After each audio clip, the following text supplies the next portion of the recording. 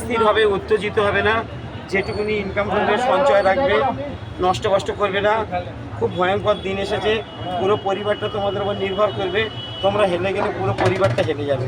অতএব সবসময়ের জন্য যা কিছু করবে খুব সতর্কভাবে কাজকর্ম করবে।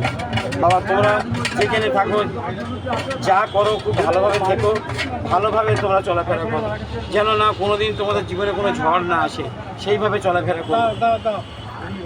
খারাপ মনে করো না, আমি অশিক্ষিতের কাকা তোমাদের বলে দিলাম। কাকা কিন্তু খুব সুন্দর একটা কথা বললো, মানে একদম মনে করে টাকা নেই।